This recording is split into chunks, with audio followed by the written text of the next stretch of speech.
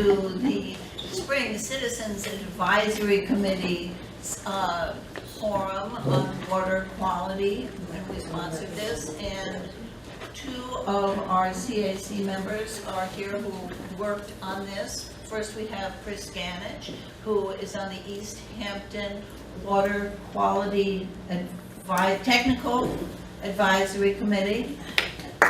Yes, right, I need applause for that. I need applause for having actually said that correctly. And we also have here Patrice Dalton, who is the former president of the Aquabonic Protection Committee, and she was very instrumental in putting this program together. And something I think you should know is that she is presently running for trustee for the town of East Hampton. And I want to remind you all to vote on November 7th. I know it's, it's kind of an interim year and people sometimes forget, but it's very, very important to vote in these local elections because here we are, and what happens locally really affects us just as much as what happens nationally. And also, because I've got the floor, I want to tell you that the Spring Citizens Advisory Committee is meeting tomorrow night, if you are a Springs resident, and even if you're not. And we are going to be speaking with Lieutenant Toya from the East Hampton Police Department about road safety, something that I think has been troubling all of us, at least in Springs, now for quite some time. He's going to answer our questions about enforcement, about education, about what we can do to make our roads safer for drivers, people on bicycles, and pedestrians. If you're a Springs resident, you probably know about it, but we will meet tomorrow at 6 o'clock at Ashwell Hall, and you're all invited, and you all can participate with questions. So I urge you to do so. This is a very important issue for us. So now I'm going to introduce, again, Patrice Dalton, who is going to introduce our speakers. Thank you. As we went through this year, we had a couple of questions at various other water quality forums. The questions came up about where our drinking water comes from, especially the county water. And then the other question was about contaminants that were found in private wells. So we have a bifurcated water delivery system in East Hampton. We have both private wells and public water, and I'm not sure that's very common, but so when we say drinking water, people have very different ideas about what that means. So we thought we'd have this two representatives from the Department of Health and one from the County Water Authority to answer all of our questions. So the first part of this started when there was a test done of private wells near Springs-Fireplace Road, and that was several years ago.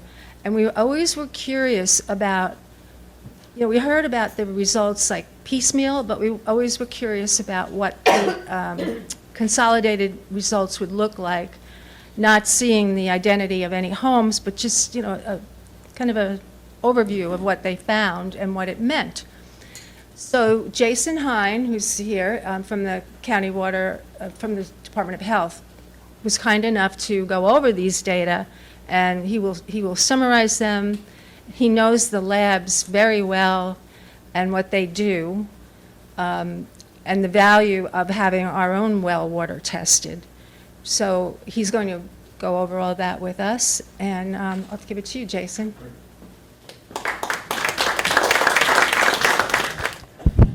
That water came from my faucet in Suffolk County Water Authority water from Manorville. I live out in Manorville. Nice little drive out here to East Hampton. It's been quite a while since I've been able to get out here. I used to come out to Montauk to do some striped bass fishing, but I have a boat now and go down in Mauritius and really enjoy my time down there. I'm sorry, I love to walk around. Is that going to be okay? All right. I just find it more interesting. So I do have a pointer, but I like to just walk up and point to some of the stuff on the slide. So does, who in the audience knows where their water comes from out here? Good majority of the people. You know, you wouldn't believe how many people call our office at Suffolk County Health Department, and they say, well, I have city water. You know, no, we're not piping New York City water out here into Suffolk County. So we have on Long Island what's called a sole source aquifer system. So our water supply, whether it be from a shallow private well or maybe a deeper public water supply well, comes from generally 3 water-bearing formations. The uppermost would be our upper glacial aquifer, and then we have a Gardner's clay layer, the Magathie aquifer, and then we have a Raritan clay layer, and then our deepest aquifer is a Lloyd aquifer. And there's only a few public water supply wells that are screened in that up in the Huntington area. Okay. Most of the wells that you're going to see out in the Hamptons, and the Water Authority can confirm this, are going to be generally in our upper glacial aquifer. All right. How deep? The upper glacial aquifer is going to vary from literally ground surface down, depending on where you are in the county. What would you say, guys? Maybe 350 feet thereabouts, give or take? Yeah, that's about right. Yeah. All right. So this is an overview of some of the key things I'd like to talk to you about today. There's so much information I'd like to share. I was time limited, so I had to strip out a good amount of information, so we're going to hit some of the key high points. But if you do have questions, I would encourage you to ask those or come up and see us after the presentation. All right. So I want to talk to you a little bit about drinking water regulation, who actually regulates drinking water, and what do they do. I want to talk to you about 2 specific emerging contaminant groups. The first is PFAS. I'm an engineer. I didn't actually introduce myself completely. I'm a principal public health engineer working for Suffolk County Department of Health Services, Office of Water Resources. I'm the chief of the office. I oversee a team of about 30 people. We have a well drilling team. We have hydrogeologists, we have engineers, we have sanitarians, which are kind of like scientists that go out and do our inspections and sampling. You'll see a couple photos. And we have database people, office assistants, and the like. I'll talk to you a little bit about all the work that they do under drinking water regulation. Our emerging contaminants, so I'm an engineer, I love acronyms. I'm going to try to spell these out. Flag me if I don't tell you what it is, okay? So PFAS is our first acronym. That's per and polyfluoroalkyl substances, and we'll get into what those are, where they come from. Then we have 1,4-dioxane. I want to talk to you about that private well survey work that we did in the vicinity of the East Hampton landfill and Springs-Fireplace Road. I'll go over some of the analytical results that we've received to date from that effort. And then we'll give an opportunity for some questions and comments. All right, so drinking water regulation. So we all know that it doesn't come from New York City, but who oversees it? You know, what are the agencies that may be involved there? And then I want to talk to you about Suffolk County Department of Health Services, the group that I work with, our program and oversight, our private well program for those of you that are not yet connected to public water, and then our laboratory capability. All right, so we start with the federal government. That's who starts to regulate the public water supply. They enforce what's known as the Safe Drinking Water Act, and that's for the public water supply, the tap water. And then the US FDA, or the Food and Drug Administration, they regulate the safety of bottled water beverages. All right. State Health Department, New York State Department of Health, they have a New York State Sanitary Code under the Health Commissioner, and there's various sections of that sanitary code that would regulate public water, bottled water, and then actually private well construction, the separation distances and some of the yields and things like that. And now the group that I work with, Suffolk County Department of Health Services, we have our own Suffolk County Sanitary Code and related standards. We directly regulate the public water supply and the construction of private wells, okay, in Suffolk County. So we're just sort of the boots on the ground.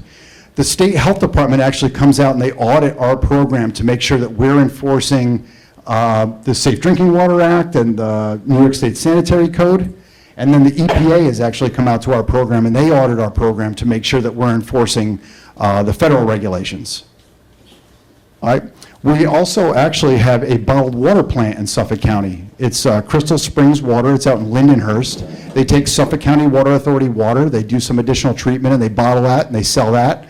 They also bring down spring water from off island, and they'll treat that and bottle that as well. We'll also collect bottled water samples from local retail stores, and we're going to go out there, we're going to make sure that they have a New York State certification number on there. So when you buy bottled water, make sure you're looking for New York State Health Department and a certification number. I see somebody brought one in, and they're looking right now. So you want to make sure that that's properly certified, and if we find out that something's not certified on the shelf, we actually reach out to State Health Department, and we ask them, hey, is this one actually certified? And they just have maybe a label violation, they need to update their labels, or is it something that we actually need to go back to the retailer and ask them to pull it off of the shelf? And we do that, okay? We also collect those bottled waters, like a lot, and we'll submit that to our Public Environmental Health Laboratory for testing, to make sure that it meets the 5-6 drinking water standards. All right, so what else do we do as a local government agency, a local health department? So we actually, our engineers review new plans for infrastructure from the various public water suppliers. We have about 1,000 public water supply wells that we oversee and regulate in Suffolk County. So all across from Melville to Montauk, there's about around 1,000 public water supply wells that we actually go out and we inspect and sample every year, okay? So you can see here, this is maybe an example of a public water supply well. You're just seeing the top, which is the motor, and this is a vertical turbine pump, and that goes way down into the ground and pulls the water up out of the aquifer and sends it through that pipe through the various treatment that's required. We're reviewing and approving those wells. We're reviewing and approving the treatment, any of the storage tanks or the new coatings that the public water suppliers want to put on those, the water mains that are installed with the various valves out in the streets, and the thrust blocking to make sure to try to prevent them from blowing out. You know, we're making sure and doing a double check, a review on those plans. We regulate about 170 public water supply systems across Suffolk County, including Suffolk County Water Authority. So we work very closely with them. We're out there at each and every one of their pump stations every year. You know, if there's a light bulb out, you know, we're gonna tell them, hey, there's a light bulb out, you need to replace that light bulb. Or if there's any other issues that we discover, we're gonna let them know and make sure that they follow up on it. This is one of our senior public health sanitarians. This is Dave Mullen. He's on our team. He goes out and he has a group that also goes out and they'll sample right at this is called what we call a head of pump sample. So as soon as it comes up out of the ground, that raw water, we're collecting and sending it off to our Public Environmental Health Laboratory in Hauppauge. And then we'll go out actually to people's homes in the distribution system. So we may go out to businesses or firehouses or Dunkin' Donuts or McDonald's or even a person's home and try to verify what the water looks like after it's left the pump station, after it's traveled through the storage tank and maybe out through all these water mains to ensure it still meets drinking water standards. And we're out there every month collecting these samples to make sure that water representative of what we all consume. You know, what I filled up at my home before I came down here, you know, ensure that that continues to comply with drinking water standards. So that's our public supply program in a nutshell. There's so much more to it. But what about our private water supply program? Because I know several of you, unfortunately, don't have access to public water yet. I know that's one of the things that Patrice mentioned was of considerable interest down here in this community. So we actually do have a private water supply program in Suffolk County. We estimate that there's around 30,000 private wells operating in Suffolk County, all across the county. Anyone that installs these wells, whether it's for Suffolk County Water Authority or it's for you as a private homeowner, has to be certified by Suffolk County Health Department. So they come out, they take a course with us, we explain all of our regulations, and we tell them, hey, look, these are the separation distances, these are the appropriate depths. We make sure that they you know, are following all the rules. They're licensed by New York State Department of Environmental Conservation. All right. The only real time that we get involved with the private wells is if you submit an application to our Office of Wastewater Management. Okay, so let's say you want to put an addition on your home, or you're building a new home. Okay, a lot of times the town sends that application off to the health department. That's our Office of Wastewater Management. All right. They're going to review those and make sure that they're in compliance with the Suffolk County Private Water System standards. Make sure that they're appropriate separation distance from contamination sources like your on-site septic systems, all right, and your neighbors' on-site septic systems.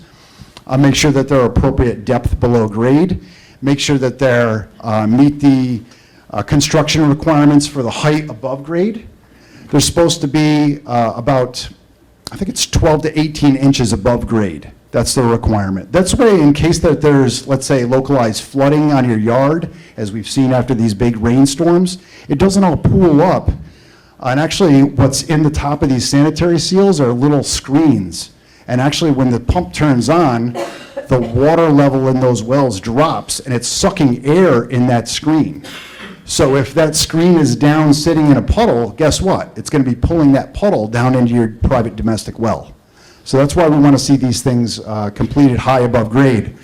The problem that we see a lot of times, and we discover landscapers or other people, they're out there with the big mowers, and unfortunately they may bump these, and that's going to crack that Schedule 40 PVC, and then bacteria can get down into your well. All right, so you got to make sure that you keep an eye on that. We actually require the public water suppliers to do wellhead protection measures, so they can put large rocks around the wells, or they can put concrete-filled bollards around the wells. I've even seen like a fake rock, go over the well, just to help protect that from damage. All right, but after we, review those applications to our Office of Wastewater Management, we take a look at the water quality before we issue the final approval, and then as soon as we say, okay, here's your final approval, you can go bring this to the town and get your certificate of occupancy, you're sort of on your own after that. It's the homeowner's responsibility to ensure that that well continues to meet drinking water standards, okay? So we do have a great program in Suffolk County Health Department.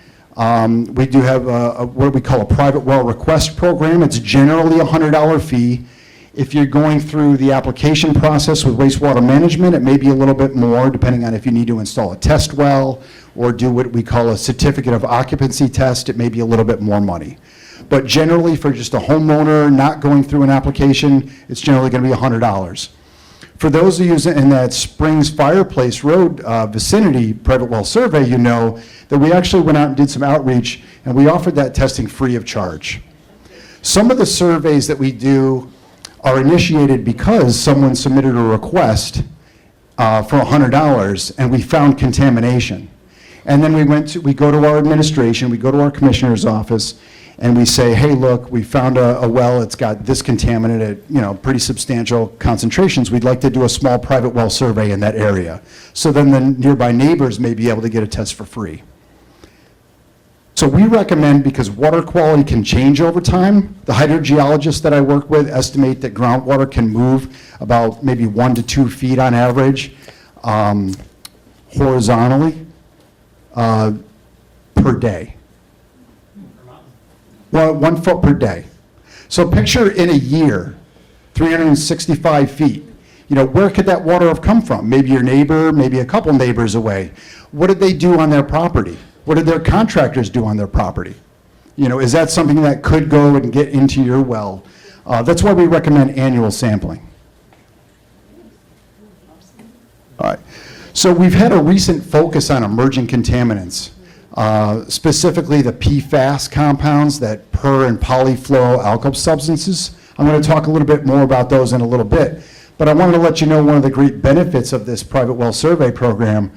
Since 2016, when they really gained a lot of traction and attention out there, the Suffolk County Health Department has actually initiated about 60 different private well surveys. We've collected over 1,700 PFAS samples in these priority areas that we identified where there could be contamination. And about 19% of those private wells exceeded the current drinking water standards. All right. for the PFOS and PFOA. That's perfluorooctane sulfonate and perfluorooctanoic acid. Those are two of like thousands of PFAS compounds that are out there. But these two are specifically regulated right now in New York State. If we found contamination in the private wells, or even some of our small public water supply systems, we advise the New York State agencies, the Department of Environmental Conservation and the State Health Department. They reviewed that data and they may offer an alternate water supply. In the case of these private well surveys where they were providing assistance, they were providing maybe bottled water initially as a short-term interim solution, and then they may install something called a POET, which is a point of entry treatment system. Generally, for these compounds, these PFOS and PFOA, granular activated carbon works very well with them. I mean, that's what Suffolk County Water Authority uses. All right, so they've installed these POET systems, or they may offer the homeowner public water connection. All right, so our work and the work that we've done with water suppliers, predominantly Suffolk County Water Authority, they've reached out, they've applied for grant application through New York State and the federal government, and it resulted in a lot of public water main extensions in various areas throughout the county where we found contamination in private wells, namely in Yaphank, West Hampton, nearby here in Waynescott, East Quogue, Patchogue, and several more that they're working on. So I do have the phone number for our office. I have cards I can hand out. Our phone number's here too if you wanted to take it down. But I also have the phone number again on the last slide.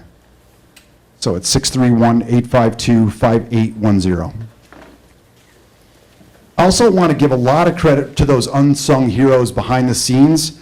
I did a little bit of this work when I was in Clarkson University getting my engineering degree. I stayed up there for a summer so I could take a class, and I did a little bit of research. And so I did a little bit of analytical work with a gas chromatograph.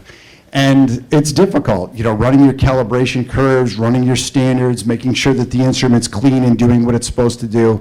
We have a number of chemists and bacteriologists at our public environment health laboratory running various different analyses. We're testing for about 360 parameters at our public environment health lab. We look for volatile organic compounds, semi-volatile organic compounds, pesticides, that emerging contaminant 1,4-dioxane, PPCPs. It's fun to say, but it's pharmaceutical and personal care products. All those things that we use on our bodies and all that. What do? We go in the shower, we wash our face, we wash off some of those things. We're finding things like, DEET. We use that as something on our skin to help repel the mosquitoes, which is good to prevent West Nile virus and other diseases. But that, when we go to wash our clothes that we applied it to, that's going down into our on-site septic systems, and it can get down into our aquifer. So we do find low levels of things like that, ibuprofen, caffeine, and the like. In organics, this is really anything without carbon in it, so you can think about metals and things like that.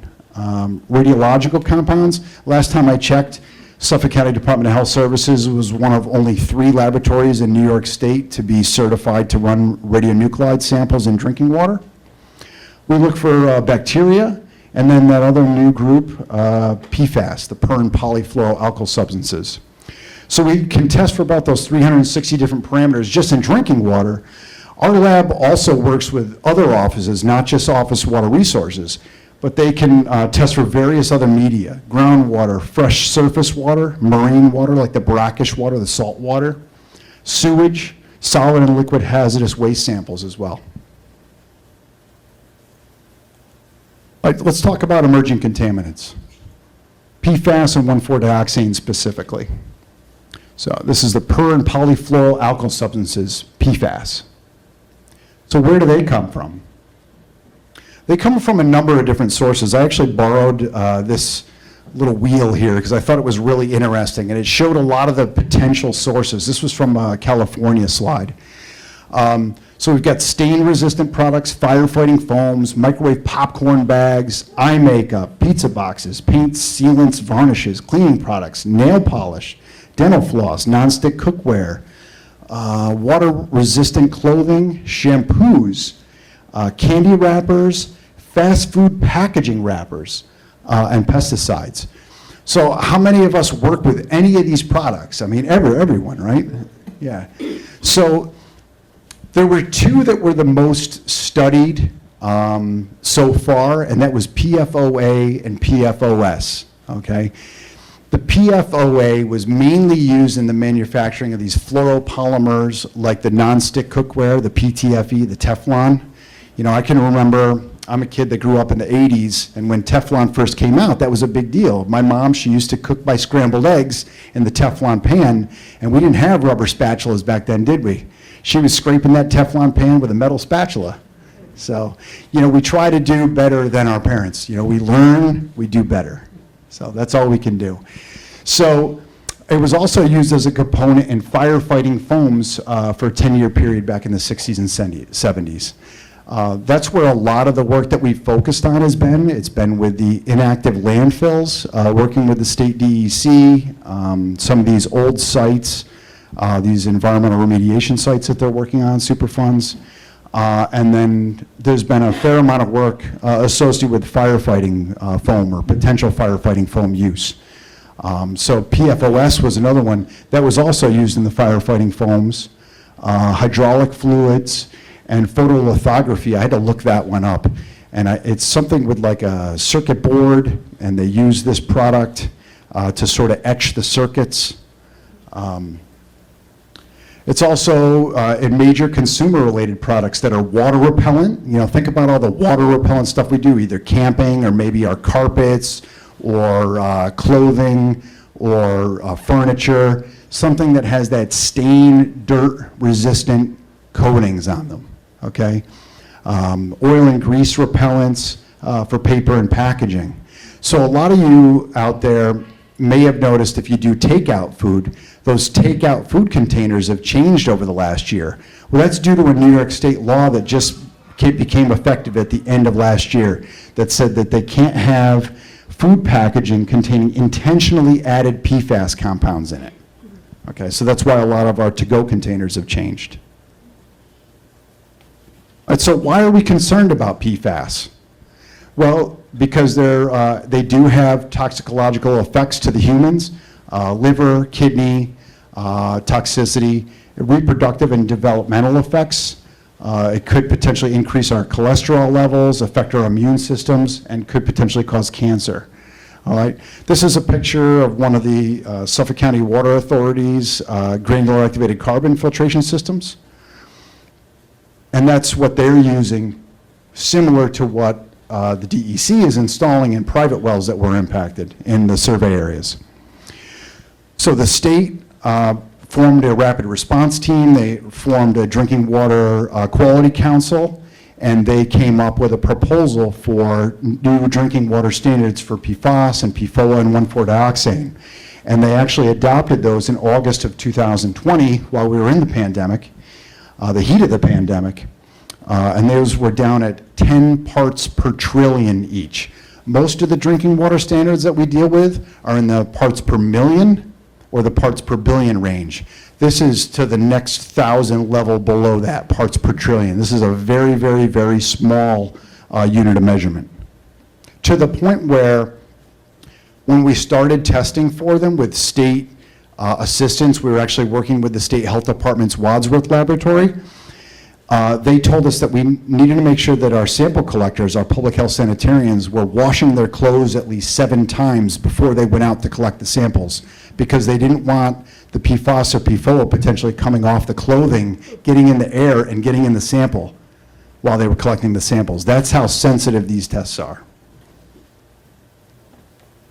So what are I know the Water Authority is going to be talking about the actions that they took in response to these drinking water standards, but what did the health department do? So we actually encourage the public water suppliers to be aware of these new regulations. We encourage them to provide their input on the proposed regulations, because it's important. You know, if the state was going to regulate something and there wasn't a viable treatment technology for it, you know, the public water suppliers would say, hey, you know, hold on, we got to do a little bit, maybe more research on that. Or maybe I need a funding stream to pay for the new treatment systems. We provide the public water suppliers guidance on proper sample collection, what analytical methods they should use, and then any sort of grant information that we become aware of, we share with the public water suppliers. We're working with the State Health Department, and we're reviewing the engineering plans and specifications for new infrastructure, new treatment, or maybe these new water main extensions where we're finding impacted private wells. And then we're out collecting the PFAS samples. We're looking really at the small public water supply systems. The major systems like Suffolk County Water Authority have been looking at this it was UCMR 3, guys. That was probably 2013 to 2015 that they were taking those samples. So they've been looking at this for probably about 10 years now. So it's really the small systems that didn't do that federal monitoring that the big systems were required to do. So we're out looking at the small systems and private wells. That's been our focus, including the private well surveys and now requests, because our Public and Environmental Health Lab recently developed that capability to test for PFAS. And then we're taking all the information that we get from these samples and we're coordinating with the state agencies, the State Health Department and the State Department of Environmental Conservation. And then they're taking it and they're saying, hey, look, this is great. Could you do some groundwater work to try to help identify a source? Or, hey, no, we've got enough information. We're going to run with that. And we're going to declare a Superfund site. And we're going to, hold somebody responsible to help clean this up. Jason, may I ask a question? You mentioned PFAS. The Suffolk County Department of Health now has the capability of testing it. Is that rolled into the $100 application fee, or is that additional, or not available to the general public? As of very recently, we are able to incorporate that as resources allow into the requests. Okay, so that's very recent. It is limited, the number of samples that we can submit for analysis, but residents out there that submit a $100 fee as part of the request program, we are incorporating that, and that just started earlier this year. But if we could just do me a favor, just hold the questions for the end. I don't have that much more, trust me. So how am I doing on time, Patrice, okay? Yeah. Good, all right, thanks. So 1,4-dioxane, I'll just briefly touch on this. So this is another one of the major emerging contaminants that we were looking at, really more of an issue out in western Suffolk County, right, guys? All right. Really not as much of an issue out here on the east end, fortunately. The potential sources that we've identified, it was used as an industrial solvent stabilizer for chlorinated solvents, such as 1,1,1-TCA or 1,1,1-trichloroethane. This is a product that was known as a cesspool additive, and it goes by various trade names out there over the years. So that solvent stabilizer was with that product when people were using it to clean their cesspools back in the day. So unfortunately, that's how some dioxane may have gotten down into our aquifer. It's also used in consumer products. So things like cosmetics, deodorants, automotive coolant liquids, and there are residues. You may have seen some of the work that's been out there. I know Citizens Campaign for the Environment has done some testing of detergents, and they published that, and shampoos. It's also, there's residues in food additives and food packaging. Why are we concerned about it? It's mobile in groundwater, similar to the PFAS compounds. It's persistent in the environment, similar to the PFAS. It's a likely human carcinogen, similar to PFAS. And a little bit different than PFAS, though. This one's a little more difficult to treat. The Water Authority and other major public water suppliers, they can install granular activated carbon. They've got decades of experience working with that treatment.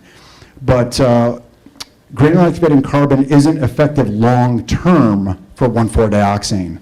So the Water Authority, to a lot of their credit, they went and they approached us back in the day. One of their engineers, Joe Riccaro, reached out to us and said, hey, I found this new technology. I want to pilot test it. Give us your feedback. Come in, learn about it, meet with us. And they got us involved very, very early, well before the drinking water standard came out from the state. And they were pilot testing. And it took a lot of money and resources. But they came up with this advanced oxidation process they call AOP. And I'll show you some pictures really quick. I might even have Tim in the picture, I don't know. So the New York State maximum contaminant level became effective the same time as the PFOS and PFOA standards in New York State, and that was set at 1 part per billion. All right. So this is Joe Riccaro. Yeah, there's Tim. Yeah, look at him. He snuck in the background next to his boss, Joe Picorni, the deputy CEO. And this is Joe Riccaro. So this is it. This is the advanced oxidation process. We reviewed and approved it working with State Health Department. They actually inject hydrogen peroxide into the water that has the 1,4-dioxane present. They pass it through a UV reactor. They come out, they pass it through these granular activated carbon vessels on site to quench any of the residual contamination and the hydrogen peroxide and send it out to their remaining treatments. So this went into service back in 2018. Remember, this drinking water standard didn't go into place in 2020. So they were, far ahead of the curve on this. All right. So our actions for 1,4-dioxane are very similar to what we did for PFAS. Providing information to the public water suppliers about funding and the regulations and testing information, reviewing plans for the treatment, collecting samples from the public water supply and the private wells, coordinating with the state agencies, and then conducting those private well surveys. So what's important to note about these maximum contaminant levels, this is actually from State Health Department. The MCLs are set well below levels that are known or estimated to cause health effects, providing a margin of protection. The State Health Department has indicated that consuming drinking water with PFOA, PFOS, or 1,4-dioxane marginally above the MCL during an interim period while the public water supplier puts measures in there to meet the drinking water standard doesn't pose a significant health risk. That's from the State Health Department. So it did take time, as I mentioned, that for those AOPs, it was new technology, it's expensive technology, there's a learning curve for their operators to be able to learn how to operate it. We wanted to make sure that they weren't creating something more hazardous than what they were trying to remove when we were reviewing and approving that technology. So that all took time. All right. Now for the private well survey. This is the one that we've done out of the approximately 60 different private well surveys we've done across the county. This is the one that we did around, we call it the Springs-Fireplace Road and East Hampton Town Landfill Vicinity Private Well Survey. All right. So back in 2019, we actually issued a press release letting the community know that we were going to be starting this private well survey. So private wells aren't routinely tested. It's really just, upon request to us. We wanted to sample these private wells in an area where there's potential sources of groundwater contamination, including vegetative organic waste management operations, that's like composting, as well as the East Hampton Town landfill. And we indicated at the time that the private well survey is being conducted out of an abundance of caution. We were offering this testing of private wells free of charge because it was part of a survey. We were going to be looking for about 300 parameters at the time. We've since added additional capability, including the PFAS since then. And we went out to a very, very large area, a conservative area around that sort of corridor. And that included about 515 potential private well properties. So, properties that were potentially served by a private well. We went back a couple of years later and we did a second round of outreach in this community of about 500 wells. Where did that area look like? All right. So everybody should be pretty familiar with this, but I did bring the original press release just so I could remember some of the street names because they were not identified on the map. Thanks, Tim. Oh, there it is. There. So, let's see. So the private well survey on the attached figure generally includes the area between 3 Mile Harbor Road and Accabonac Road, and then Floyd Street to the south and Copices, did I say that right? Copices Lane to the north. So that's generally what the boundaries of that private well survey. So it's a pretty large, extensive private well survey. I think this was East Hampton Town Landfill, is that right? All right, they're sort of in the center of the private well survey. And, this is what our hydrogeologists took a look at the groundwater flow direction and what they believed conservatively that the groundwater flow could have moved in this area, and they identified this as our assessment area for potential private wells. All right, so what did we find? So we started with about 515. We got 300 people out of those 2 rounds of outreach to agree to sampling. So about 300 private wells were sampled. We do have 2 small non-community public water supply systems. I think it's a couple of marinas up on 3 Mile Harbor that were in the assessment area. They were also sampled, but their data is not reflected here. This is just the private wells. So out of the 300 private wells that people that agreed to let us sample the water, what did we find? Well, I wanted to start with some of the contamination that we found above drinking water standards. We found nitrates above the drinking water standard of 10 milligrams per liter, otherwise known as parts per million. 32 out of the approximately 300 private wells exceeded the nitrate drinking water standard. Almost all of them had a nitrate detection. That's pretty common. All right. The range of these detections in our testing were between 0.1 and 54.5 milligrams per liter. So that one high result, one of the high results, is well above the nitrate drinking water standard. This is a concern because it's an acute public health hazard for infants that are 6 months of age or younger. They can get something called blue baby syndrome or methemoglobinemia. And it's a serious concern, and this is why we encourage people to, of course, get that private well tested annually to make sure we don't, exceed a standard like this. Manganese, the drinking water standard was 0.3 milligrams per liter. This is due to central nervous system effects. We used to think that it was just aesthetics, like black specks in the porcelain, but actually, New York State Health Department has indicated to us that drinking manganese over the drinking water standard for an extended period of time can cause central nervous system effects. So we actually found 16 of those 300 private wells exceeding that standard, and they went up to 1.63 milligrams per liter. The third one that we found above the drinking water standard was iron. Iron, the drinking water standard is similar, 0.3 milligrams per liter. 32 of the private wells exceeded that, and there were 65 detections. The detections went all the way up to 8.4 milligrams per liter. Now, manganese and iron are considered essential nutrients. They are naturally occurring, as is, nitrate really can be naturally occurring. The problem is that if you ingest too much, they can cause health effects. Like I mentioned, the manganese with the central nervous system, iron, you can get, from what I understand, is hardened stool, feces. And then the other concern would be if you have a medical condition called hemochromatosis. If you have that, then your body doesn't get rid of the iron as easily as somebody that doesn't have that disease. So that could be a concern. This also causes those, red-brown staining on your porcelain. All right. And I will say that this is a summary of all of the analytical results from the initial round of testing that we did on these homes. Some of these homes have since called us again and said, hey, can you test my well again? We did exclude those results. We don't present it on the slides, but the supervisor of the private well survey section, Carol Sarian, some of you, in the survey area may have spoken to her on the phone. She did let me know that there were 16 of the 300 wells that had a coliform bacteria detection.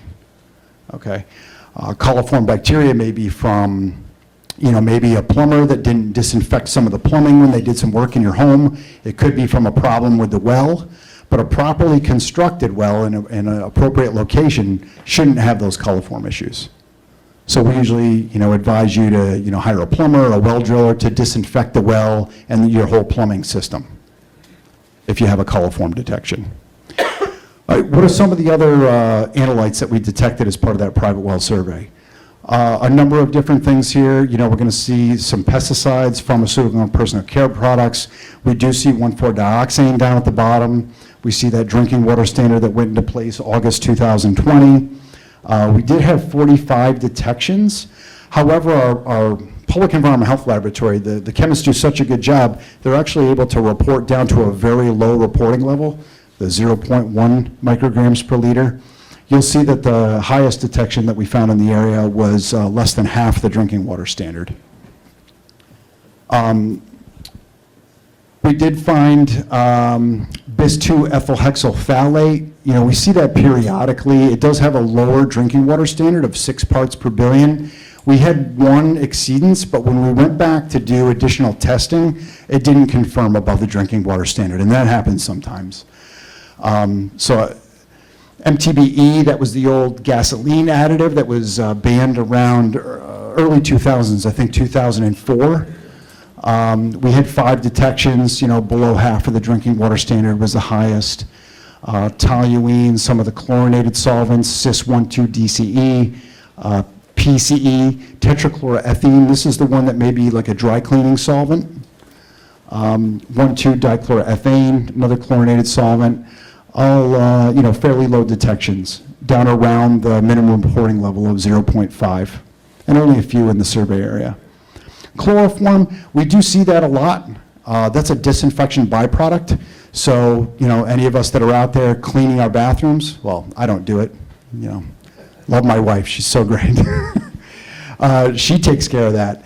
So she'll clean the bathroom with bleach, and what happens to that bleach when she's cleaning? You know, it's concentrated, it goes down into the toilet or into the shower, and that's gonna get washed down into our on-site septic system. So we do end up seeing, you know, low levels of chloroform in some of our testing out there.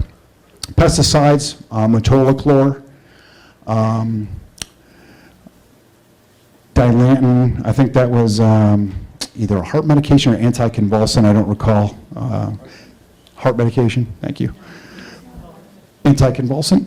Okay, anticonvulsant. Imidacloprid, another pesticide, carbamazepine, anticonvulsant, another anticonvulsant. DEET we talked about, and ibuprofen.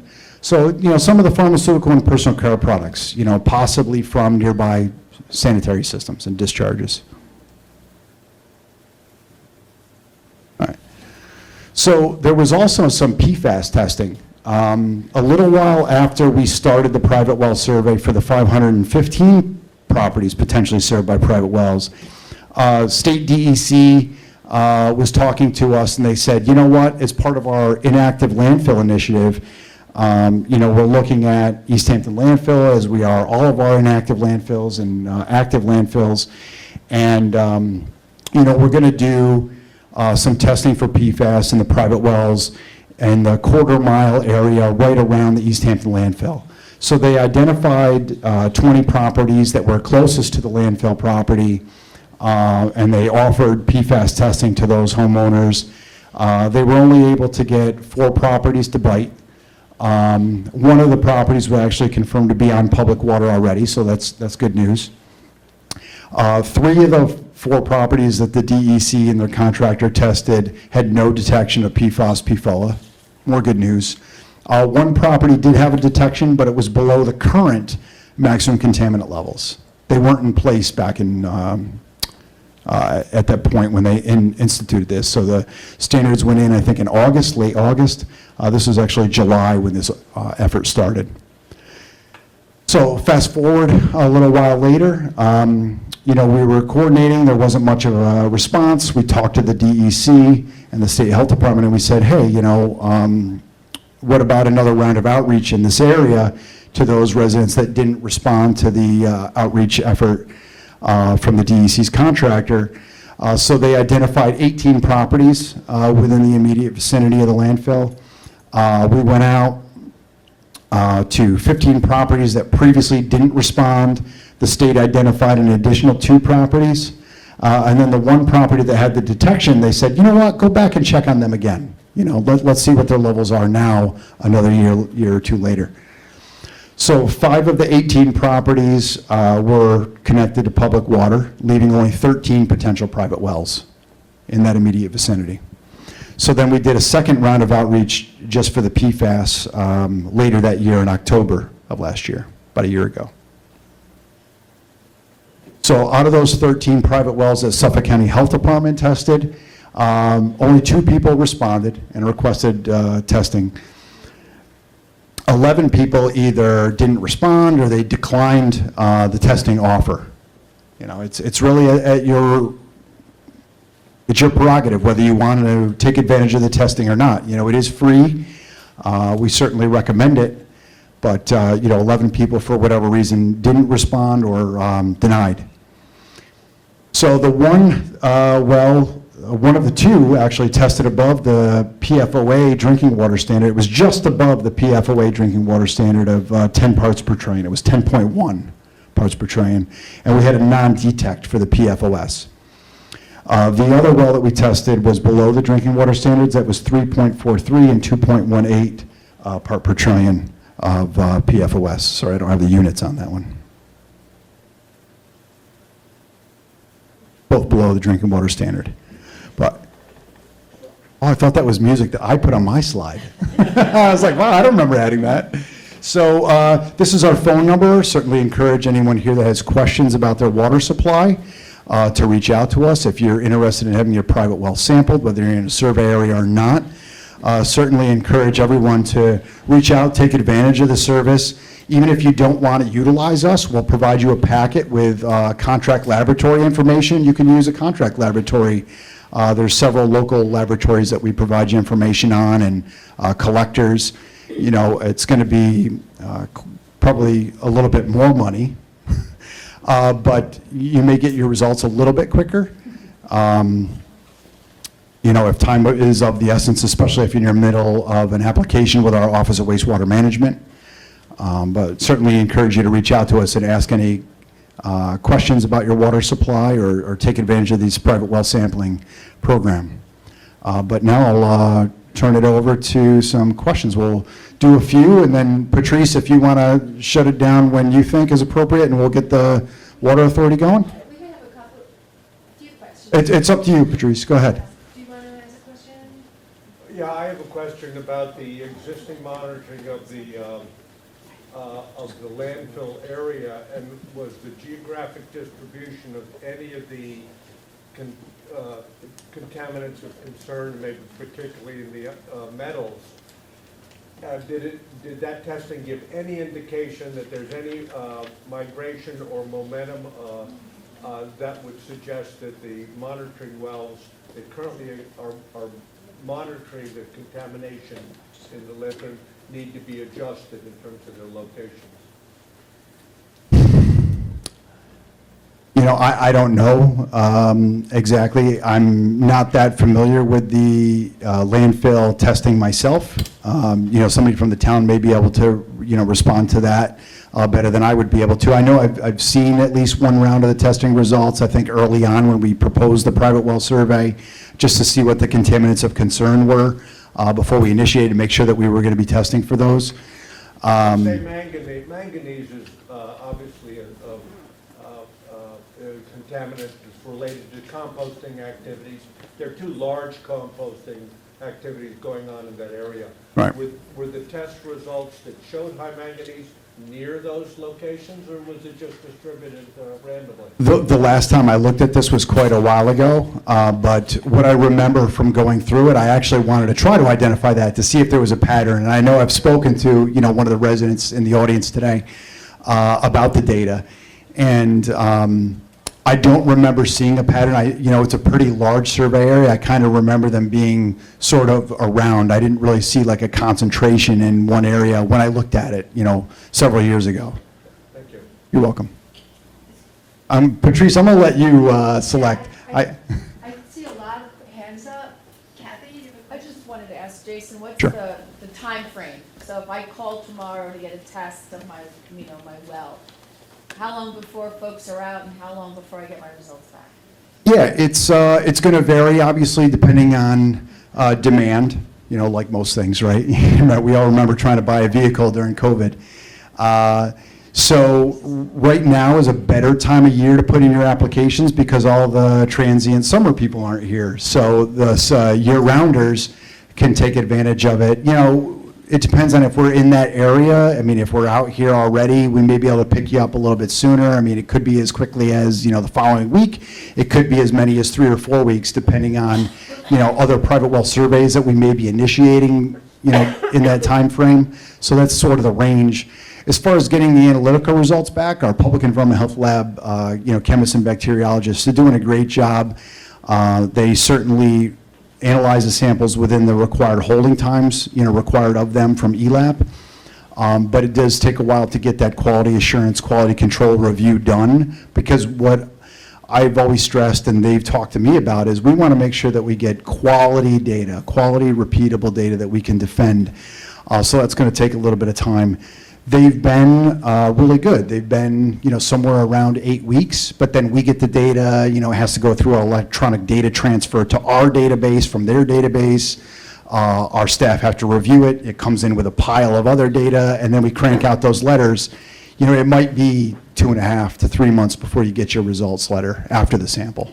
It took me, they told me 6 months, and it took me 6 months for them to come out, and then another 2 months before I got. It is going to vary. I mean, we do get a big influx of sample requests around that April-May timeframe, and then if we're initiating a large survey like this, you can imagine how long it's going to take our staff to go out and literally, we're going door to door, knocking on the doors. We're working to try to identify the property owners, and we're, you know, mailing letters out to the property owners' addresses. That's how we conduct our outreach for these surveys, so that certainly takes a long time. But I do hear that feedback, and, you know, I'm going to take that back to the office. Patrice, you want to pick the next I one? think since we have you in the room, I would like people to, you know, ask the questions, and the water authority people say they can wait a little bit. So maybe another 5 minutes for questions? That's up to you. I'm getting paid. It doesn't matter. 5 minutes worth of questions. Sure.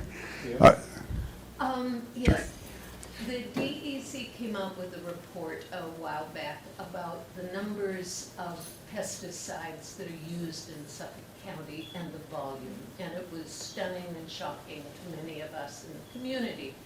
We have more pesticide use here in Suffolk County than any other county in New York, and I think it was 6.5 million pounds annually. They based it on a study in 2021, I think.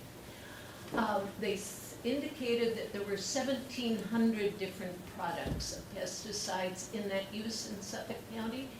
And the information that we've received from Suffolk County Water Authority is that they test, and I now know it's you that do the testing, only for 400 of those pesticides. Yeah, we actually both do They testing. both do that. Oh, that was Right. another question I had. So- Is all their testing is yours, or do you do it? They test, they have their own laboratory, they're checking their own water more frequently than, you know, we do. We go out once a year, they're probably checking it monthly or more frequently than that. Right, but we assume that you, as the health department, would be very concerned about this issue. And one of the things I'm wondering, I've had a question about why aren't, you know, we testing for all of those pesticides? And the other question is, how do we know what the health indications are there? Do you also do epidemiology for counties and break it down in areas of counties where pesticides are used for cancer, say,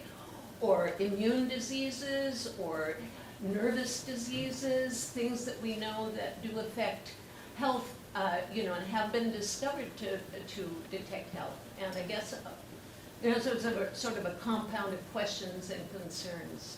Yeah, those are all great questions and great points.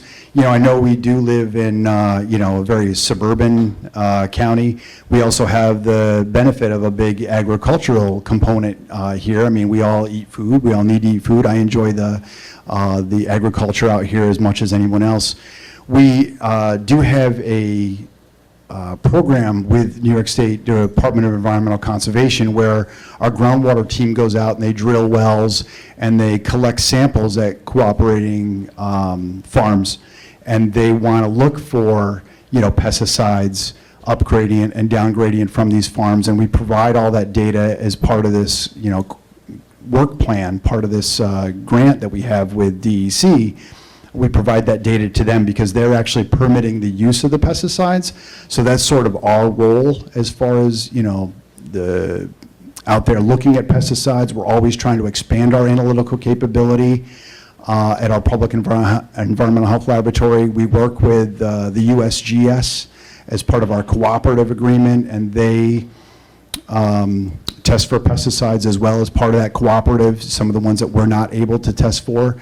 So, I know that we, share information with the Cornell Cooperative Program, and, they're trying to use best management practices insofar as possible.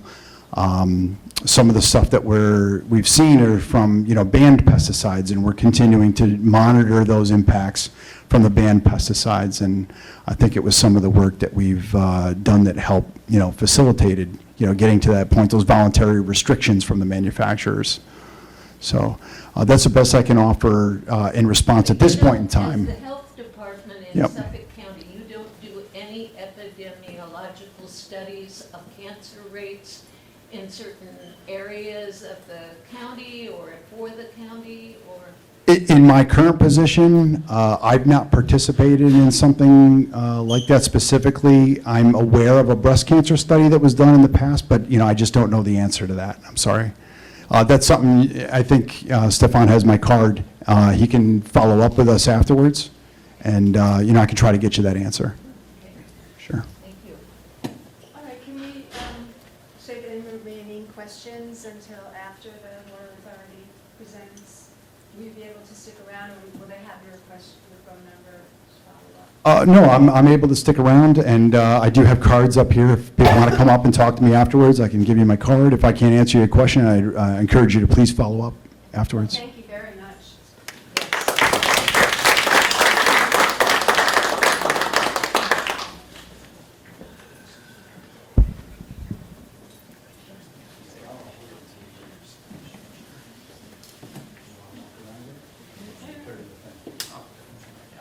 How this works out. You guys can tell me if you can't hear me.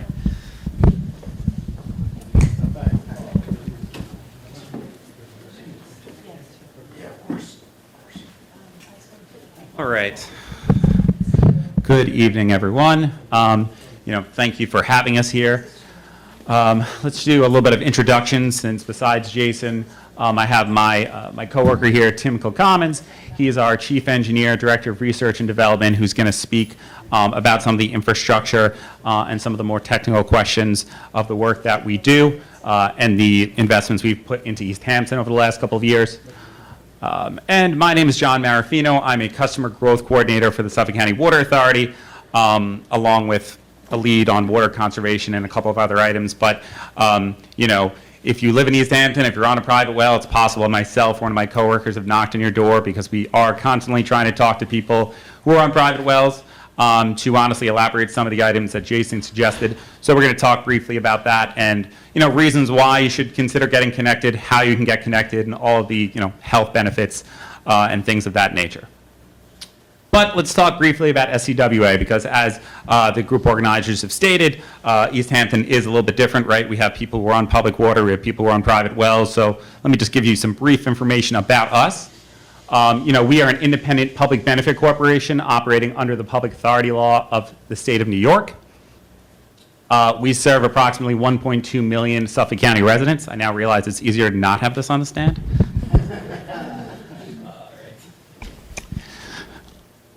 We began operations in 1951, and we operate without taxing power on a non-for-profit basis. So the money that we get to operate only comes from people's water bills. And we're actually one of the largest groundwater suppliers in the country. What we're not a branch of Suffolk County government, and we don't create or enforce drinking water regulations. That is, Jason's side of the aisle with the U.S. EPA, the State Department of Health, and the County Department of Health. So I'm going to kick it over to my coworker, Tim.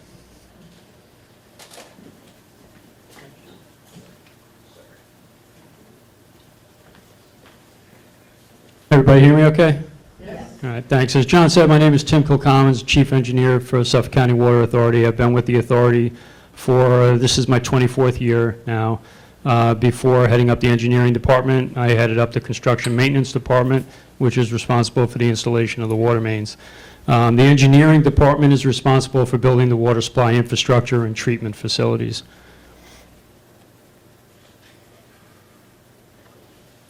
Just to give you a quick idea of the size and scope of the authority in terms of facilities, we have about 250 pump stations where our wells are located. And then the stars on there, those are denoted by the blue dots. The red stars are our administrative facilities, so those might be customer service, it might be our laboratory. Somebody had asked a question about that earlier, and Jason had talked about our laboratory. We do have, we believe, the largest groundwater laboratory in the country, is fully accredited.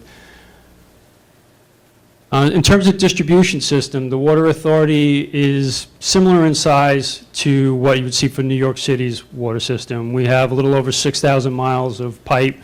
We have about 37,000, 38,000 hydrants in the system.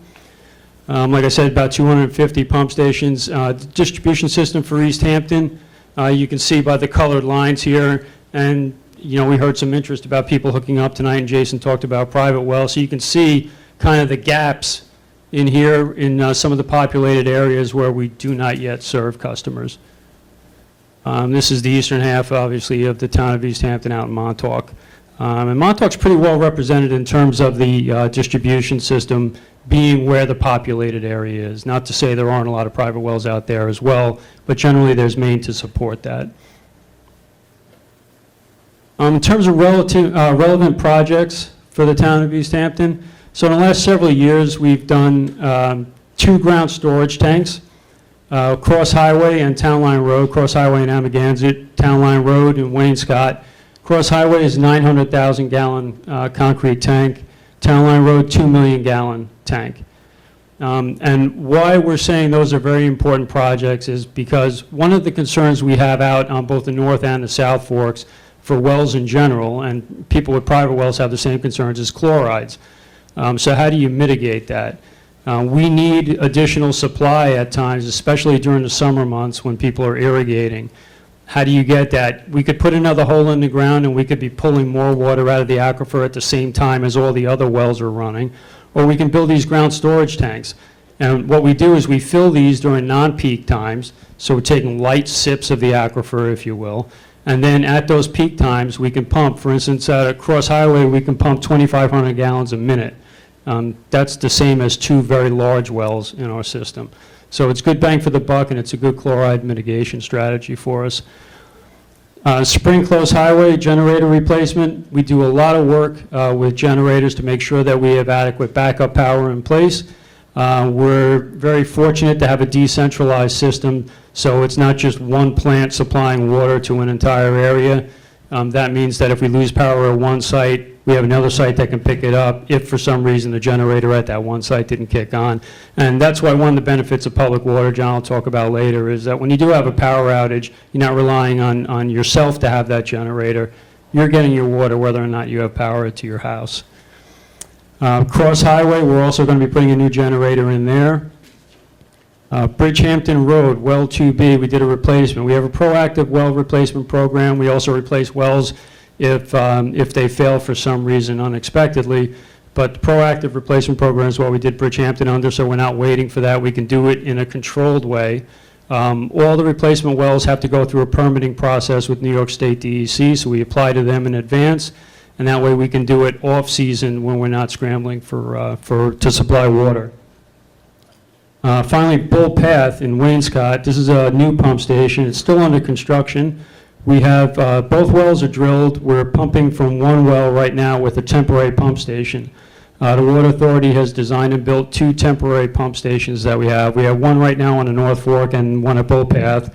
And they're limited in their ability to treat, and that's why we only have one well running now. The contract for building the new treatment building at Bull Path just went on the street this week, and so we hope to have that in service by next summer. So we'll have both wells there. And those wells are both 650 gallons a minute, so 1,300 gallons a minute from there. Jason talked too about iron and manganese. Bridgehampton Road, this is an iron removal system, treats both iron and manganese. That's the building that goes over it when it's done. These are generally, they're pretty expensive systems. A full-size system can cost upwards of $3 million, take a couple of years to do. This is the ground storage tank at Cross Highway at Wellfield. This one was a little bit unique. We had a restriction on the site. This was a acquisition of the old Amagansett Water Company, and the deed on that piece of land actually had foreseen that someday somebody might put a water tank on it. And the restriction said, you could put a water tank there, but it can't be higher than 10 feet. A little difficult, but we're engineers, so we buried it. So we have that there. It's also unique because of the site layout and the grading. You can see kind of the sloping. It almost looks like a little bit of a hill there. The wells, or the booster pumps, normally we would build a building, we would take booster pumps and we'd pump out of those tanks to pump into our distribution system. Here what we did is we actually put the wells inside the tank. And so we have submersible wells like you would have in your private well. We just drop them inside the tank and we treat the tank as our aquifer. This is the 2 million gallon tank out at Town Line Road. This is located in the general vicinity of the airport. That one went into service last summer. Some of the distribution improvements or replacements that we've done are listed here. David's Lane, 3,000 feet. You can see we've done several miles. Cedar Avenue is just getting started now. Gilbert's Path, completed in December of '22. Middle Lane, 5,600 feet in March of '23. Out Montauk, kind of the same picture, 3,600 feet, Second House Road. And we have one in progress now out south, Edgemere Street. What are those again? Those are water main replacement projects.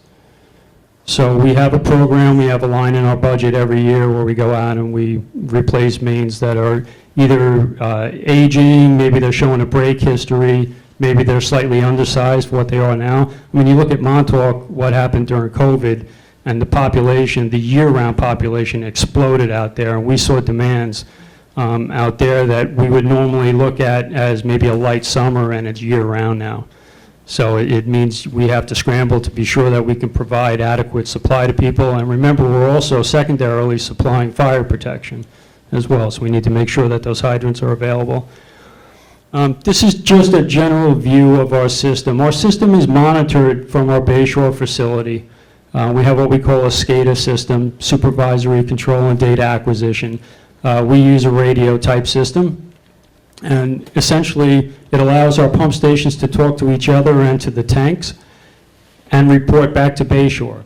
So an operator in Bayshore can take a look at a screen, he can drill down into an individual pump site, but right away he can look at and he can see, based on those motors, represent the wells. If they're red, they're not running. If they're green, they're operating. He can see tank levels, or she can see tank levels, can see when they're dropping.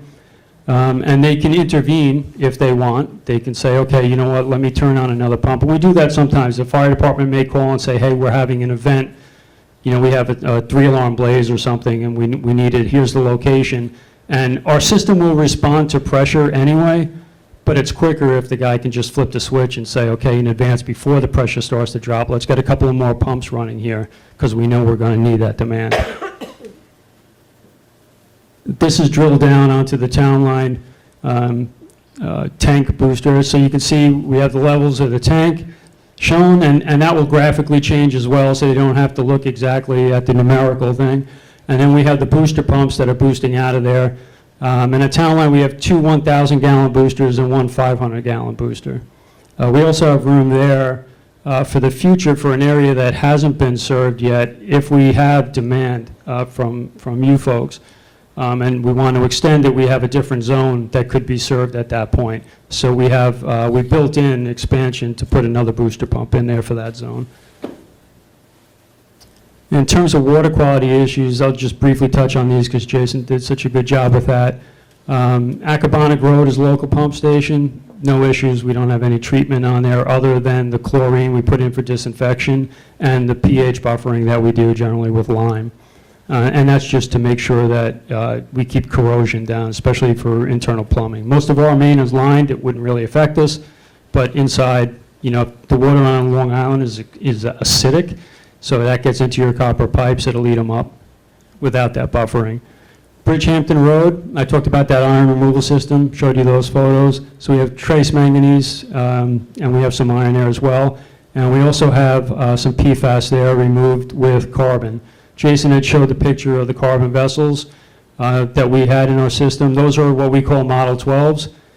One system consists of 2 of those vessels. Each of those vessels holds 20,000 pounds of carbon. So 40,000 pounds of carbon, your glorified refrigerator filter sitting in there. We do a lot of work on the R&D side to kind of tailor the carbon that we're using to the contaminants that we're seeing, so we get the best bang for the buck and the most runtime while being effective at removing the contaminants. So we use what's called bituminous carbon, which is coal-based carbon. We use a lot of coconut carbon for different things, and sometimes we use a blend. Bridgehampton Road, Bull Path, no treatment on that. Those wells look very good so far. Oakview Highway, a little bit of iron, not enough to warrant treatment removal. Sag Harbor Turnpike, trace iron as well, kind of typical for the area. Spring-Close Highway, PFAS, we have GAC there. We also have pesticides there. And carbon is very, very good at removing pesticides, and it actually lasts a long time between changeouts with pesticides as well. Well number 4 there is a smaller well than our other wells. It's blended for chlorides, and actually that's one well as part of our mitigation strategy for chlorides. That's one well that once the summer demand has ended, we'll generally shut that well down and we won't turn it on again until almost next summer. And we can do that. We can do that physically, as we did with Spring-Close Highway number 4 there. We can also do it by what we call dropping a pump in its call. So I talked about that SCADA system. It's automatic and it's looking at pressures. Well, we can also tell which well at which site when they want to turn on. So when a pump station sees that, let's say a tank level is starting to fall and it needs to beef things up in the system, we can say, hey, you know what? Other wells can serve that. You stay put until you're absolutely needed, because we need to rest you. And that could be for a number of reasons. Let's see, Town Line Road, East Hampton, good quality there as well. We have a blend for trace of iron there. And 1,4-dioxane, which Jason had mentioned earlier, 1,4-dioxane is really a problem for us in the Huntington area. Some in the Smithtown, mostly Huntington. We have 8 AOP systems up and running in Huntington already. We're building more. Montauk Point State Boulevard, it's not over the MCL, but we do blend it. We blend the 2 wells there to keep it down even further, and we actually have a grant to do an AOP system for Montauk Point State Boulevard, so that'll probably happen. It's while we're terming phase 3, we have them broken down by priority and when you know is the best time to get them, and whether or not they can be supported by other wells in the system, et cetera. So probably a few years before we get to that, but we do have the grant in place, which is nice. Thank you. Can I ask a question now, or should I wait? We'll have questions at the end if you don't mind. Thank you. All right. So we're going to get into, you know, how you can connect to SCWA water if you are interested. So let's briefly talk about this, because, you know, as we're wrapping up. So as you know, I'm John Marafino. So why would you consider choosing SCWA water, right? You know, we have high quality water. There's no need to pay to have your well tested on a regular basis if you're connected with us, since we are testing, you know, as Jason and Tim said, every 2 weeks or a month. No need to purchase and maintain a home filtration system. I was talking to somebody before we started about how much they charge or how much they spend on filtration, how much they spend on getting their wells tested, and it's definitely more than the cost of an annual water bill. So one other thing to consider. You know, like we stated before, our water is constantly tested and meets or surpasses standards set by the federal and state regulators. We test for approximately 250 more compounds than required, so you'll have peace of mind that your water is safe. You know, continuing on, we are affordable and we're reliable, as Tim mentioned before. Our water costs just $2.33 per 1,000 gallons, or less than 1 cent per gallon. So think about that as you're holding your possibly $3 water bottle. SCWA customer bills are among the lowest of all of the regional district peers. You won't lose water service when the power is out, as we mentioned before. Our infrastructure, if your infrastructure in the street is damaged or stops working, we will come and fix it at no cost to you, no concern for you. And bringing water to the street, which previously didn't have water main, will increase fire protection by bringing fire hydrants. You've probably all seen, if you're on the street without water main, the fire wells, the red pipes that come up out of the ground. When the fire department has to come and put out a fire, they suck the water out of that versus having the pressure, the reliability of a fire hydrant. All of these things that I'm sure you're aware of. If you have a private well, it can be expensive, it can be unreliable. Private wells do cost thousands of dollars to re-drill. Replacing filters on a regular basis is an ongoing expense for you. And losing water service when the power is out is frustrating. And connecting to SCWA can also reduce your electric bill because you don't have to have a generator running to pump water. So all good tips, but how to connect, right? You can get connected pretty easily working with our team of new service professionals. The cost to connect really depends on how far the water main is to your house. If you live on a street with a water main already, getting connected is pretty quick. You could be connected in a couple of weeks, honestly. It's really as quick as a short agreement, a check, and hiring a plumber to help with some of the odds and ends of your service line. If your street does not have water main, which I know some people have talked about, SCWA does require 40% of the homes that would be served by the extension to commit to connecting. So if anybody, I think I was talking to somebody before, are on a street where they're trying to get connected, you do need at least 40% of the members on your street. But our board did adopt a change about 2 or 3 years ago now where participation will drop to a requirement of only 25% if a well on your street has contamination. So we do try our best to make it as easy as possible for people to get public water, especially areas that have contamination. This is my last slide, then we'll go to questions. So cost to connect, there are new financing options available that we started only about 2.5 years ago. Minimum you can put down is $500. We offer financing up to 25 years.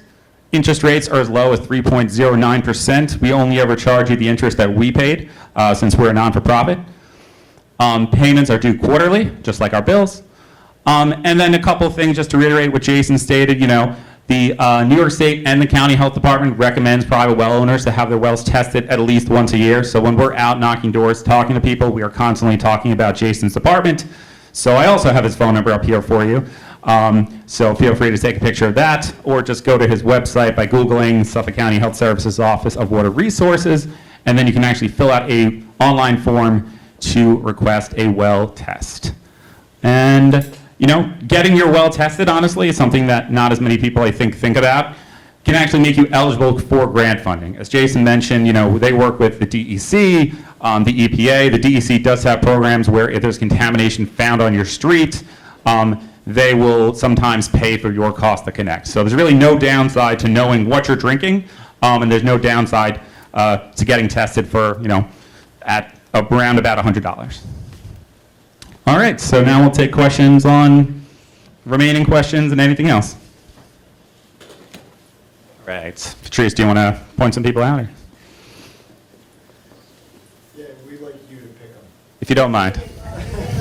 You know names. Just a quick question. I may be misinformed, but I thought that most of the water in Montauk is actually coming from from the west, and there was a water main put in some time ago that brings a lot of the water to Montauk from the west. Is that correct? Because you mentioned a pumping station. About half of the pump stations and tanks in East Hampton town are in Montauk.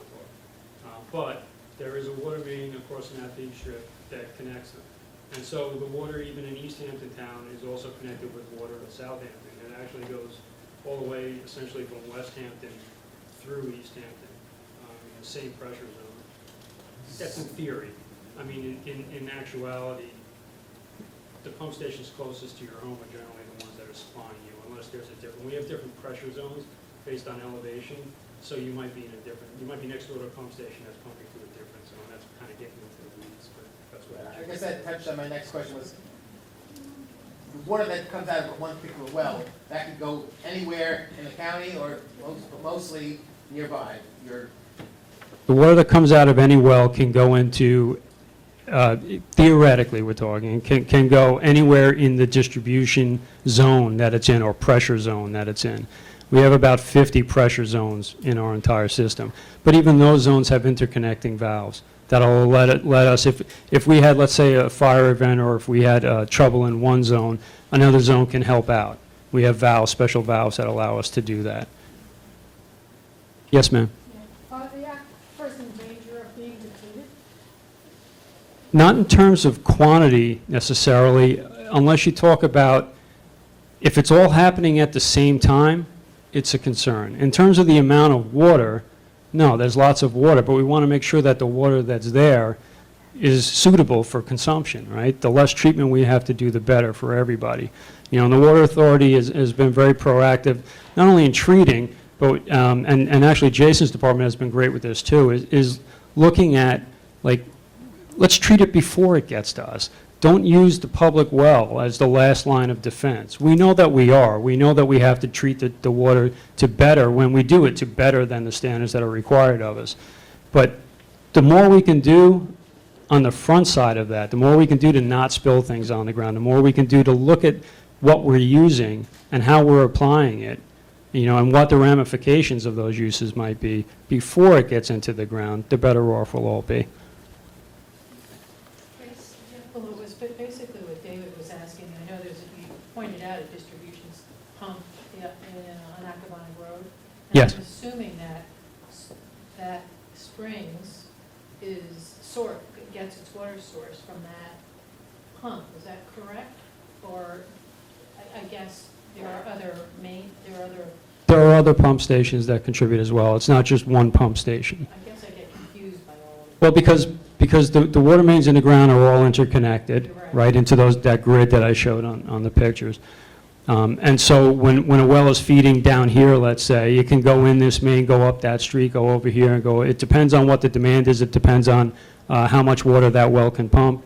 Depends on where the demand is happening at the time.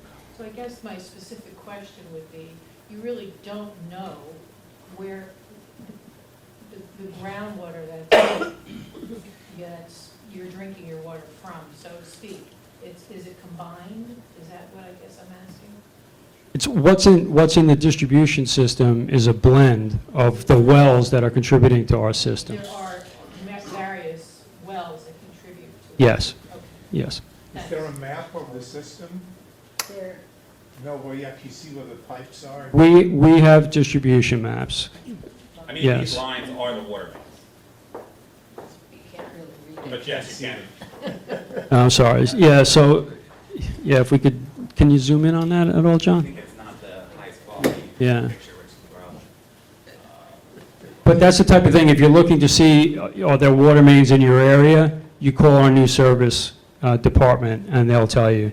I mean, there are a lot of security issues, too, with letting people know what's where. I mean, if you don't know if there's water main on your street, honestly, I'm the best person to call because I work in the new service area and we have the maps. So, you know, you can email me, you can call me, you take a picture of it. I also have business cards that my coworkers can walk around with. So if you have any questions about that, you know, just give us a ring. But yeah, we try not to, like Tim said, for security reasons. I just want to mention that we're getting close to, the staff want to leave now, so can we do one more question? David? Yes, sir. As far as the aquifer is concerned, is it one huge sort of like cistern that's underneath all of Long Island? And is it like, if chemicals are going in up island, are we drinking, is that stuff that migrates? Is it like a big? So the hydrogeologists and the USGS, who, besides Jason's group, we also do a lot of work with USGS. They generally speak on Long Island of three aquifers. You have the Upper Glacial, the Magathy, and the Lloyd. And so to some extent, they may be present in a location, all three of them. Maybe only one of them is present in some areas. But then there's all kinds of, remember, it's geology, right? So there are clay layers, there are there's soil formations and geology that might be more dense than others, so it makes it harder for the water to get around. So, well, in theory, maybe it could finally find itself around all in one. It's a good way to think of it as one big sponge out there with 3 different layers in it. But it's not something where, I can tell you that on one single well site, on one single pump station, if I have 5 wells, 3 of them may look very similar in water quality, and they could all be drilled at the same depth. And 2 of them might be completely different and/or have different yields. What's available, how much is available to be pumped out of them, just because the geology can change that much, in just, 100 feet, 200 feet. There isn't a model, is there?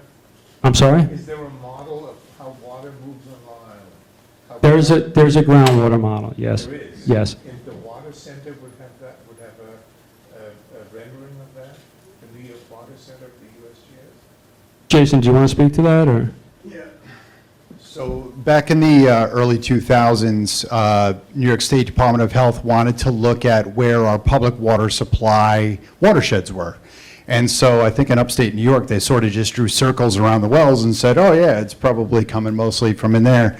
Down on Long Island with our, big sand aquifers, we wanted to take it to the next level. So we worked with, I think the State Health Department hired CDM, a local environmental consulting here on Long Island, and they calibrated a groundwater transport model, and that sort of predicted the time of travel for a drop of water that hit the ground. Would it get in that public supply well, or is it going to go off into that watershed? So they modeled and calibrated depending on, an average precipitation, an average flow rate for the public water supply wells, where they believed if that drop of water hit the ground, it's going to get in, 0 to 2 years, it's going to get down to that screen zone in their public supply well, or, 2 to 5 years, and so on and so forth, further out. So they sort of drew these sort of estimates in the model. They can be potentially made available for viewing with a request to the health department. So you can reach out to us if you have a justifiable reason to view them. You can make an appointment and come in and view them. We, more often than not, can't release it unless it's under specific circumstances, and there's, obviously it's very confidential and sensitive information. We don't want to release that out, for just anyone. There could be some malicious or nefarious activities that could happen if that information got out there. The public would, I think that a lot of people would understand, how does all that water intermix? So I think I want The to, groundwater, the aquifers, how do they, they touch each other. pretty much anything that we do is going to impact a public, a private water supply well, or get out into the bays of the ocean. So anything we do, we have to be concerned about living over a sole source aquifer. And so I think back to your question, you sort of thought, hey, all of Suffolk County, is that like one big cistern? No, Huntington's water is not going to come down here and impact East Hampton. Pretty much what you're looking at is, get into the middle of your area, and you can sort of visualize that, this stuff's going to flow north up to the heart, to the bay or whatever, and then this stuff is going to go flow down to the ocean. To simplify a very complicated issue. How long do chemicals take to, let's say somebody throws stuff on their lawn? It's going to vary. Does that get into? Just depending on the contaminant, some of them may convert to other products. Some of them may adsorb to the soil particles and not leach. Some of them may get bound up in the soils. Other ones, like we're seeing with 1,4-dioxane and PFAS and MTBE, they move through the soils readily. So it's all depending on the... Readily, like in one day? It all depends. They may be, slightly slowed down by some of the particles. They may not move like a drop of water. It may be slightly slower. It all depends on that particular contaminant and its characteristics. One question. You said, if I heard you correctly, you said there are only 3,000 private wells in all of Suffolk County? 30,000. 30,000. Okay. Yeah. 30,000. About approximately how many private wells are there in town of East Hampton?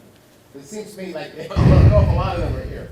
The Long Island Commission for Aquifer Protection worked with an environmental consulting a few years ago, and they broke it down by town, and you could refer back to their groundwater management plan. If you look up LICAP, Long Island Commission for Aquifer Protection, you should be able to find that groundwater management plan report, and that would have that breakdown and that estimate for you.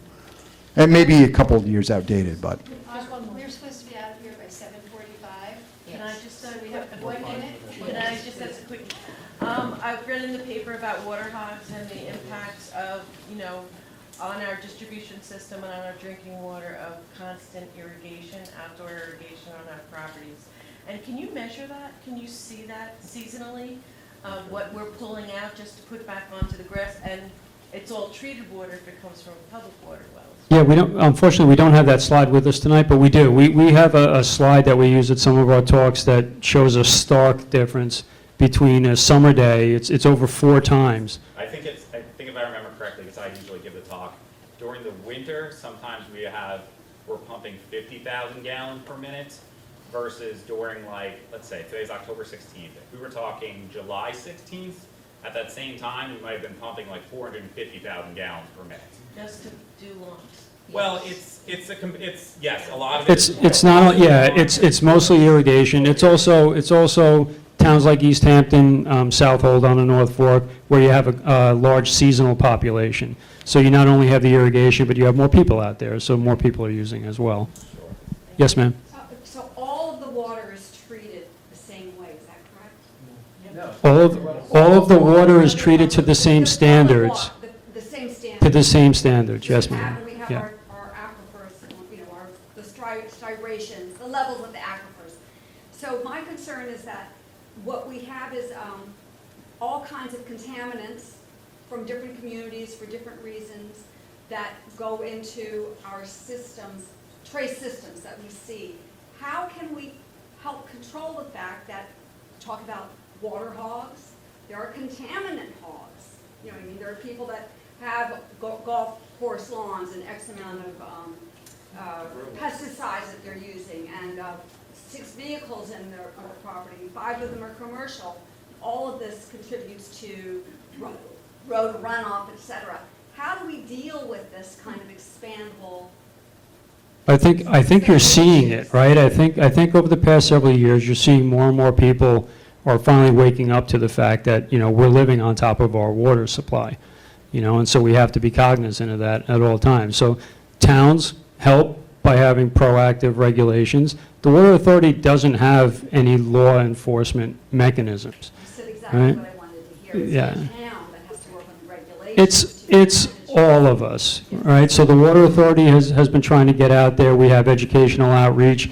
We have our CEO, our deputy CEO, folks like me going out and talking to town supervisors, and asking them. We're stressing odd even.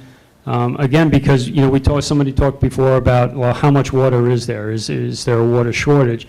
No, but if we're all using it at the same time, that's a problem. That's a problem for our system as well, not just the aquifers. It's a problem for us to be able to meet demand.